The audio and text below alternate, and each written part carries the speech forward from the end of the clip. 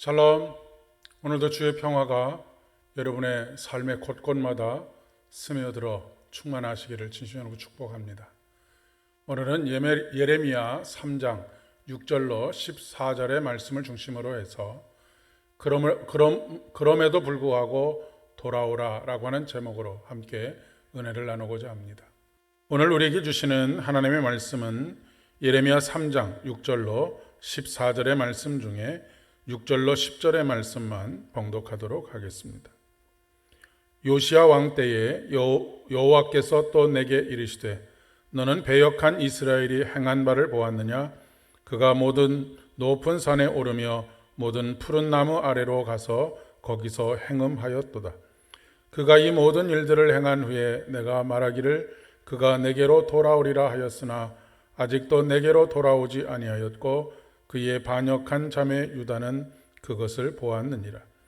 내게 배역한 이스라엘이 간음을 행하였으므로 내가 그를 내쫓고 그에게 이혼서까지 주었으되 그의 반역한 자매 유다가 두려워하지 아니하고 자기도 가서 행음함을 내가 보았노라. 그가 돌과 나무와 더불어 행음함을 가볍게 여기고 행음하여 이 땅을 더럽혔거늘 이 모든 일이 있어도 그의 반역한 자매 유다가 진심으로 내게 돌아오지 아니하고 거짓으로 할 뿐이니라. 여호와의 말씀이니라. 아멘. 맹모 삼천지교라고 하는 말이 있습니다. 맹자의 어머니가 어린 아들인 맹자를 바르게 잘 키우기 위해서 3번 이사했다라고 하는 일에서 비롯된 고사성어입니다. 처음에 맹자와 맹자의 어머니는 묘지 근처에 살았습니다. 그랬더니 어린 맹자가 자꾸 상여를 메고 가는 일들, 이런 것들을 흉내내는 것을 보게 됩니다. 그래서 더 이상은 그곳에 머물러 있으면 안 되겠다라고 생각을 해서 시장 근처로 집을 옮겨가게 됩니다.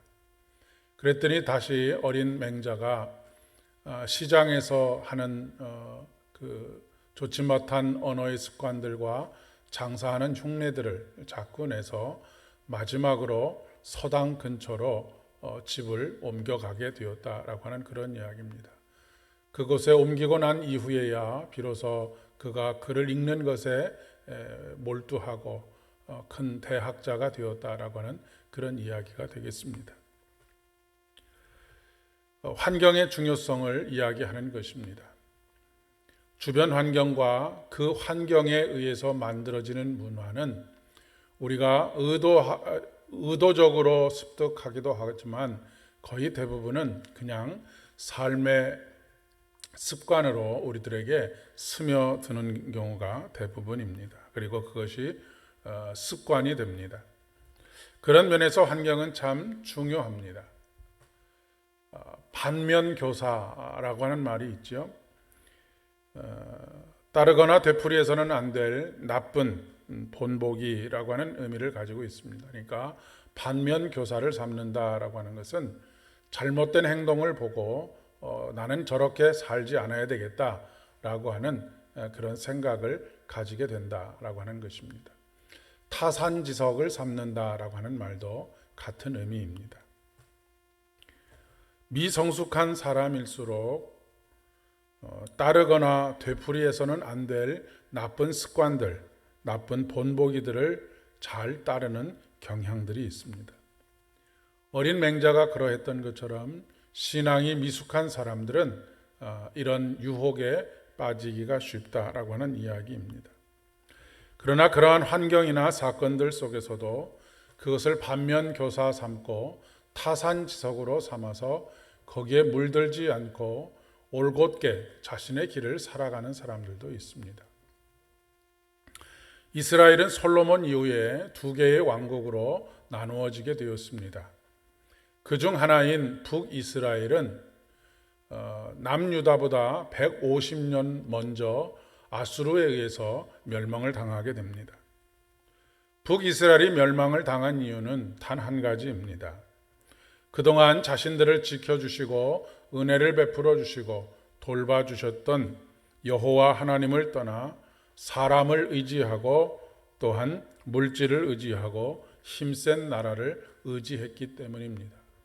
더군다나 오늘 말씀에 보게 되면 높은 산에 올라가서 나무와 돌을 그들이 섬기는 신으로 그렇게 섬기는 그런 모습들을 보여주고 있습니다. 그렇다고 해서 그들이 완전히 여호와를 떠나는 것은 아닙니다. 양다리를 걸치고 있는 것입니다. 두 집 살림을 하고 있는 것이죠. 호세아 선지자에 의하면 바람난 아내가 딴 남자, 즉 다른 신을 섬기는 나라들을 의지해서 살아가는 그 북이스라엘을 몇 번에 걸쳐서 대가를 치르고 데려오지 않습니까? 그러나 그럼에도 불구하고 다시 들어갔다 나왔다 하기를 반복하게 되고 결국 하나님께서 이혼 증서를 써주셨다라고 그렇게 말씀하고 있습니다. 그 얘기는 더 이상 나와는 상관없는 사람들이다라고 그렇게 말씀하고 계시다라고 하는 이야기입니다. 자, 그러면 이런 모습을 보고 있는 남유다는 어떠해야 할까요? 아니, 지금 어떤 모습을 보이고 있을까요? 그 모습 그대로를 따라서 하는 것이 옳을까요? 아니면 그것을 반면교사를 삼고 타산지석을 삼아서 올곧게 자신의 신앙의 길, 여호와 신앙의 길을 걸어가는 것이 옳은 것일까요? 7절 말씀에 보면 아직도 내게로 돌아오지 아니하였고 그의 반역한 자매 유다는 그것을 보았느니라 라고 말씀하고 있고 8절 하반절에 보면 그의 반역한 자매 유다가 두려워하지 아니하고 자기도 가서 행음함을 내가 보았노라 라고 말씀하고 있습니다. 당연히 남유다는 북이스라엘의 멸망의 모습을 보고 저렇게 하면 망하게 되는 것이구나 라고 하는 것을 배우고 깨달아야 할 터인데 유혹에 이끌려서 똑같은 일을 반복하고 있다라고 하는 그런 이야기입니다. 죄의 유혹은 그만큼 강력합니다. 우리가 나는 그 정도에는 넘어지지 않아 라고 쉽게 이야기할 수 없는 이유가 바로 여기 있는 것입니다. 그렇기 때문에 오늘도 우리는 우리 자신의 무릎을 쳐서 늘 하나님 앞에 복종하는 훈련을 해야 하는 것입니다. 우리는 늘 세상 문화 속에 살고 있습니다. 휩싸여 있습니다. 그리고 이미 우리가 원든 원하지 않든 그 문화가 우리의 삶에 깊숙한 곳까지 스며들어 있습니다. 물들어 살아가느냐 아니면 반면교사를 삼아서 타산지석을 삼아서 그리스도인답게 살아가느냐라고 하는 것은 굉장히 우리에게 중요하게 주어진 과제입니다. 욕하면서 배운다라고 하는 말이 있습니다. 우리는 자칫 잘못하면 남의 잘못에 대해서 욕을 하거나 잘못됐다고 말하는 것, 그것만으로 우리가 의롭다고 생각하기가 굉장히 쉽습니다. 그러나 그것만으로 저절로 그리스도인다운 삶을 살아갈 수 있는 것은 결코 아닙니다. 하나님께서는 세상을 향했던 우리의 시선을 거두어서 다시 하나님께로 돌아올 것을 말씀하십니다. 우리의 모든 연약함에도 불구하고 우리의 모든 것들을 용서하시고 우리를 다시 받아주실 터이니 돌아오라라고 말씀하고 계시는 것입니다. 우리를 둘러싸고 있는 여러 가지 주변의 환경들 그리고 악의 그 열매들 이런 것들로 인해서 남 탓을 하지 말고 남 탓하기 이전에 나 자신의 삶을 올곧게 살아가고자 하는 말씀의 반석 위에 선 삶을 살기를 원하신다는 말씀입니다.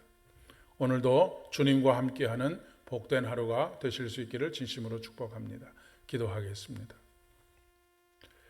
하나님, 세상에 물들지 않고 우리 자신을 지켜 오직 하나님의 뜻대로 살아갈 수 있도록 오늘도 은혜 가운데 우리를 붙잡아 주시옵소서. 모든 말씀 예수님의 이름으로 간절히 기도드립니다. 아멘.